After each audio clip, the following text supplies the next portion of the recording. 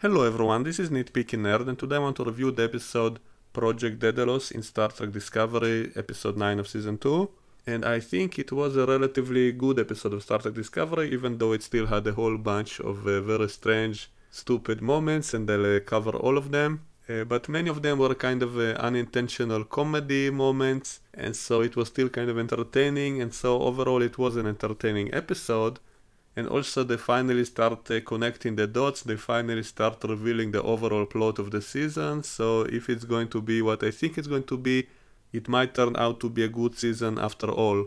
Because throughout the season there was a whole bunch of stuff that didn't really make sense, all kinds of random stuff happening, but if they manage to tie it all together in the end, if the final episode will tie everything nicely and will have an interesting conclusion to all of this, then maybe it will all be worth it, and maybe if we rewatch the season it will look much more interesting on second viewing once you know the full picture. And so if they pull it off, maybe it will improve the whole season and the whole series even. And also it might retroactively fix a lot of the continuity problems and stuff like that, so I'll get to that in my analysis. First of all, I want to mention that this episode was directed by Jonathan Frakes, and every time he directs an episode it looks much better than the usual episodes. In terms of the visual style, much less shaky cam, spinning camera, lens flares, all that stuff is reduced, not completely, but greatly reduced every time Jonathan Frakes is directing, so I give him a lot of credit because each of his episodes seems to be much better than the usual one. And as for the story, I made a prediction video about a week before this episode, and I said that I suspect they're going for that Terminator kind of story, meaning there will be an evil AI like Skynet, which wants to destroy humanity in the future, and time travel will be involved to try to change it in the past. It turns out Section 31 is working for an evil AI which was directing them to do a lot of stuff. I kind of predicted that when I heard in the previous episode that Section 31 killed Michael's parents, and so I immediately started thinking why they would do that. And once they mentioned in another episode that they're taking advice from some kind of AI system, I immediately thought about Skynet. I immediately thought that that AI tried to get rid of Michael in the past because it's a threat to it in the future.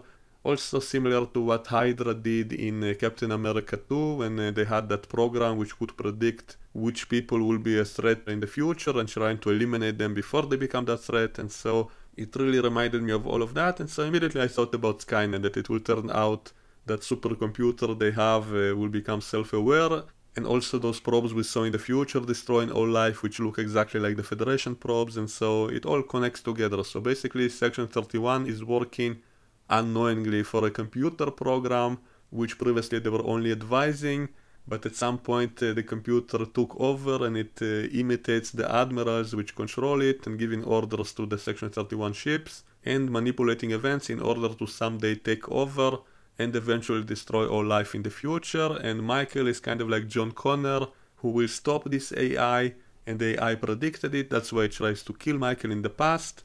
But because he tried to kill her, that caused her to get adopted by Sarek, so maybe it's kind of a self-fulfilling prophecy, a predestinational paradox, that because he tried to kill Michael, that's why she ended up with the Vulcans, and that made her even smarter, and so on. So I do find this whole plotline kind of interesting. If they do it right, if they don't mess it up, if it all makes sense in the end, I will say it's a great storyline. Not completely original, it is very similar to Terminator 2, as I mentioned. Even the whole part with Spock being in a mental institute, that's kind of like Sarah Connor, because Sarah Connor knew about the future and she was seeing the dreams of the nuclear war. So that's sort of like Spock getting the vision from the Red Angel about the future destruction, and then he also went crazy and put himself in a mental institute, and then he had to escape because Section 31 were coming to get him. And so it is kind of similar to Terminator 2, but at least now finally everything starts to make sense. Because in previous reviews I mentioned how I think a lot of the scenes are silly, like I didn't realize what's even the purpose of Section 31, like they seem to be there in the episodes without any real reason. They didn't really do anything important for the plot, they were just there for the cool factor, so I thought. But now we see that they are actually a very important part of the plot, and so retroactively I guess it fixes that, so I take back some of my criticism.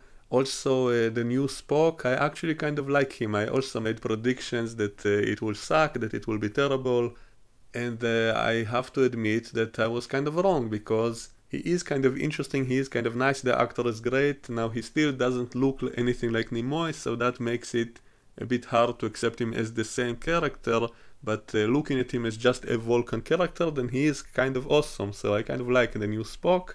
I think the actor is pretty good, so maybe I shouldn't have judged him only based on his looks when I first saw a picture of him. I didn't see him in anything else, and it seems as if they're delaying the appearance of Spock, so I thought it's all just a gimmick, that they don't really intend to do anything interesting with him, that he's just in this season, they're just teasing us with him, and that it's going to suck in the end, but they do kind of make it interesting, so now I kind of appreciate it a lot more. So I think this season is not as bad as I thought it would be. When it started, the first two episodes were pretty decent, then it started to get all jumbled up and kind of stupid, but now it's picking up, now it's getting much more interesting, and there's only going to be 2 more episodes till the end of the season, so I guess if they do them well, then it can be a great season overall. If they manage to tie everything that we saw in an interesting way, then I might have to take back all my negative criticism. I guess we only can judge the season overall when it's finished, because a lot of the previous stuff which I thought was silly or just random for no reason, if there will be a reason to all of them, then my criticism was premature, I guess. And as I said in my prediction video, I guess by the end of the season they might actually restart the whole timeline, and that will solve all the continuity problems of the show, because all the Trekkies complain about all the things that don't make sense, that don't tie well with the other shows, but they practically revealed already that this is already an alternate timeline, because Michael was never supposed to grow up with Spock. She was supposed to live with her parents, and only because of what Section 31 did, because of that evil AI, that's the reason that her parents got killed, and that's why she got adopted by Sarek, and then she also was supposed to die, but because of the Red Angel she survived. And so we can say the original Star Trek timeline in TOS was the timeline in which she was never adopted by Sarek, or in which she died after getting adopted, so she was dead by the time of TOS, and that's why Spock never mentioned her. She died as a child.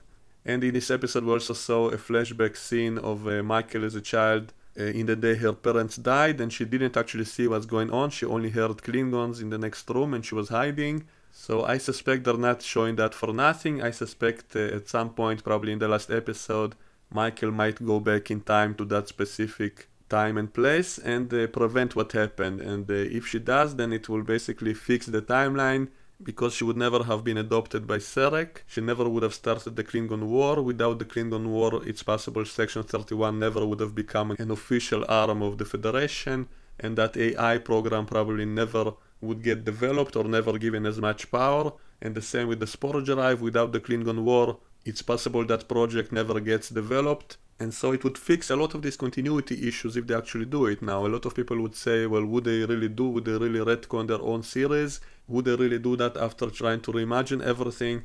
And especially since they already tried to fix some of the continuity issues, like explaining why the Enterprise doesn't have the holograms. So why would they do any of that if eventually they're going to just erase the whole timeline? So I think what they're going to do is keep the cake and eat it too, meaning they will change the timeline to what it's supposed to be, but also prevent the Discovery ship and crew itself from being affected by these changes. And how can it be done? Well, we know that Stamets is already immune to the changes in the timeline, meaning he remembers the other timelines. We saw that in that episode with the time loops. Everybody else didn't remember time repeating, but he did, because he sees beyond linear time, because he has the tardigrade enhancements and all that stuff. So technically they can do the same with the whole crew, and that will make them immune from the changes, meaning they will be able to remember what happened originally, so they wouldn't lose the memory from everything that happened in the series up until this point. So it's possible the rest of the Federation will change, but the Discovery crew will stay the same. And as for the ship itself, maybe they can use some kind of temporal shieldings. I guess if they use the Spore Drive to jump in time, it might also shield them from the changes in the timeline. So maybe they will jump to the future or to the past as that change is happening, and that will shield them. And that can also explain why we saw in the short trek the ship being abandoned in the future. It's possible the season will end on kind of a cliffhanger in which they will deliberately jump to the future to prevent any more interruptions to the timeline, because if the timeline is changed, then there will be possibly a second Discovery or copies of the entire crew living a different life, and so it would be impossible for them to stay in the Federation in the same time. So maybe they will jump ahead in time after all the events with the Red Angel, and that way they will not interfere in the timeline, so they will have to do that. So I predict they're going to do something like that, and that would be great because it will indeed fix most of the continuity issues, so I will be happy about that. So I predict Michael will not die. I don't think she will die on Vulcan. I think she will save her parents, and that means she never grew up with Spock, and she simply led a totally different life. So it will probably be kind of like the Flash paradox, when Flash had to go back in time to save his mother from the evil Reverse Flash, all that story. So it will probably be something similar to that. Maybe in the very end she will not save her parents, because if she does, then it will destroy the future. So maybe she will be faced